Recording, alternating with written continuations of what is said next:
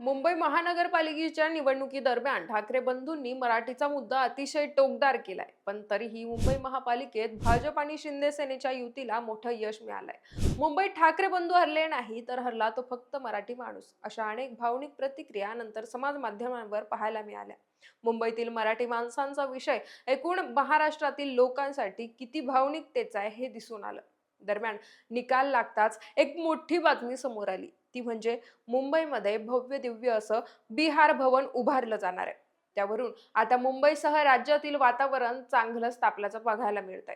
मराठी अस्मितेवर घाला घालण्याचं पाप महायुती सरकार करतंय असा आरोप होऊ लागलाय. मनसे आणि ठाकरेंची शिवसेना यांनी बिहार भवनाबद्दलची बातमी धडकताच तीव्र संघर्षाची तयारी असल्याचा इशारा दिलाय.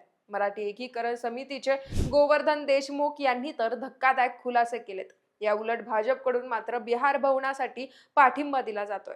महाराष्ट्रात बिहार भवन होत असेल तर त्यात गैर काय आहे, असा प्रश्न भाजपचे नवनिर्वाचित नगरसेवक नवनाथ बन यांनी उपस्थित केलाय.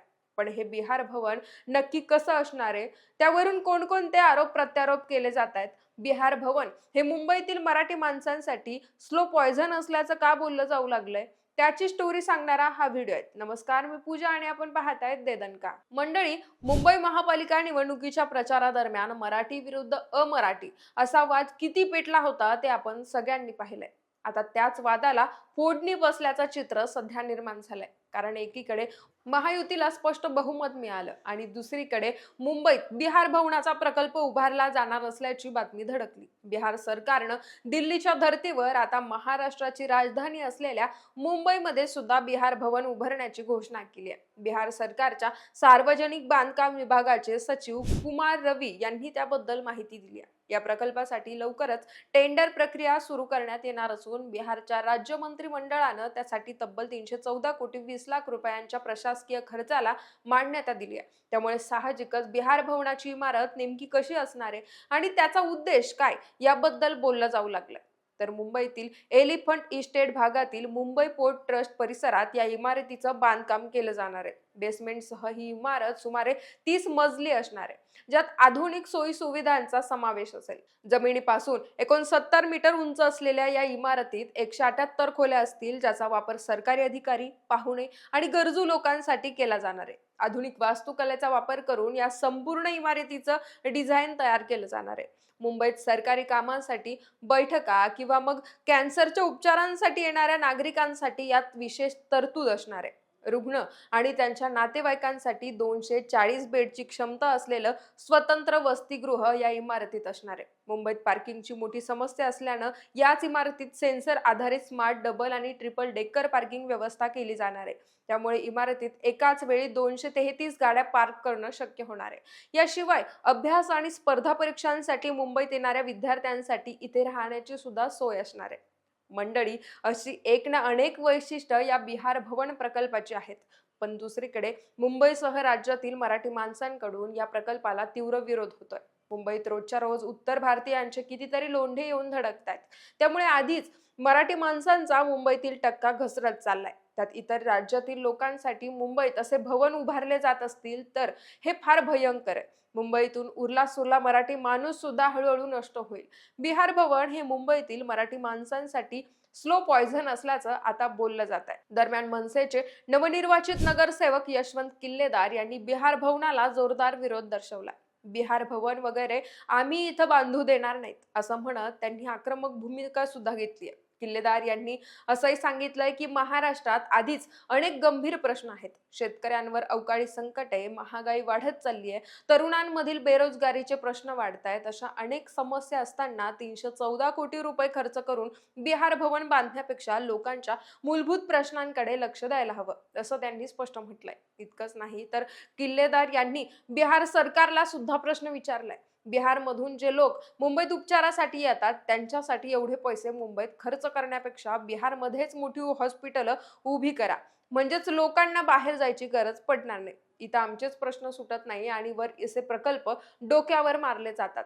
आम्ही बिहार भवन होऊ देणार नाही, असा इशाराच यशवंत किल्लेदार यांनी दिलाय. मनसेच्या सरचिटणीस शालिनी ठाकरे यांची समाज माध्यमांवरील एक पोस्ट सध्या जोरदार व्हायरल होतीये, ज्यात त्यांनी म्हटलंय की मुंबईत बिहार भवन कशासाठी, महाराष्ट्र सरकारनं अगदी तत्परतेनं बिहार भवनासाठी जागा दिली, पण नवी मुंबईत मराठी भाषा भवन बांधण्यासाठी एवढी तत्परता सरकारनं का दाखवली नाही? छत्रपती शिवरायांचे समुद्रातले स्मारक बांधण्यासाठी एवढी तत्परता का दाखवत नाही?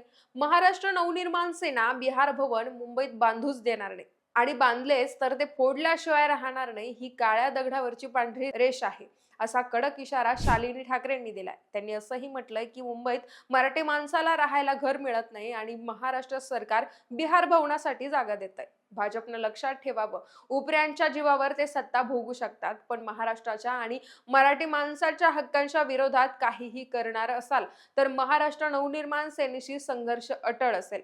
मनसेच्या या भूमिकेनंतर ठाकरेंच्या शिवसेनेचे खासदार संजय राऊत यांनी सुद्धा बिहार भवनाच्या प्रकल्पावर तीव्र आक्षेप घेतलाय.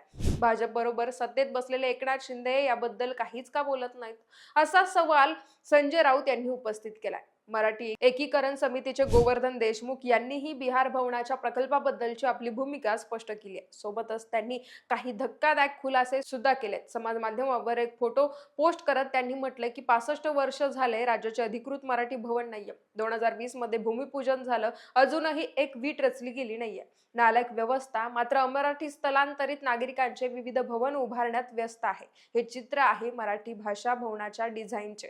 प्रत्यक्षात मात्र शोधूनही सापडणार नाही. भाईंदरमध्ये स्थलांतरित नागरिकांसाठी 6 भवन उभारलेत. आम्हाला लाज वाटते सांगायला की आमचे स्वतःचे मराठी भवन राज्यात नाहीये, पण उत्तर भारतीय भवन आहेत, गुजराती भवन आहेत आणि आता बिहार भवन होतंय. तुम्ही मीठ चोळताय जखमेवर, कुठे आहे मराठी भवन? असं म्हणत गोवर्धन देशमुख यांनी मुख्यमंत्री देवेंद्र फडणवीस, नगरसेवक नवनाथ बन, मंत्री आशिष शेलार आणि मुंबई भाजप अध्यक्ष अमित साटम यांना आपल्या पोस्टमध्ये मेन्शन केलंय. दरम्यान बिहार भवनाला होत असलेला विरोध पाहून भाजपकडून नगरसेवक तथा प्रवक्ते नवनाथ बन यांनी प्रत्युत्तर दिलंय. त्यांनी सांगितलं की देशात वेगवेगळ्या राज्यांची भवनं अनेक ठिकाणी असतात. काश्मीरमध्ये महाराष्ट्र भवन आहे, मग काश्मीरच्या लोकांनी त्याला विरोध करायचा का?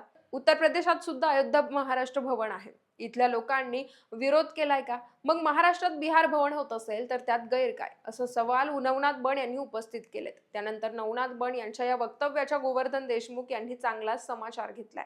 युपी मध्ये शिवाजी महाराजांच्या स्मारकास विरोध झाला. होळकरांनी बांधलेला घाट, त्यांचे पुतळे तोडण्यात आले, यावर देखील नवनाथ बन यांनी बोलावं. तसंच बिहारमध्ये महाराष्ट्र भवन कुठे आहे याचा पत्ता देखील त्यांनी सांगावा, असं आव्हान मराठी एकीकरण समितीचे गोवर्धन देशमुख यांनी नवनाथ बन यांना दिलाय. त्यामुळे एकूणच बिहार भवन प्रकल्पावरून निर्माण झालेल्या या आरोप प्रत्यारोपांनी मुंबईसह राज्यातील वातावरण अक्षरशः ढवळून निघालंय. बाकी या संदर्भात तुम्हाला काय वाटतं? मुंबईत होत असलेलं बिहार भवन हे खरंच तेथील मराठी माणसांसाठी स्लो पॉइझन ठरेल का? यावरची तुमची मतं आणि प्रतिक्रिया आम्हाला कमेंट्सच्या माध्यमातून कळवा आणि देदानकाला सबस्क्राईब करायला विसरू नका.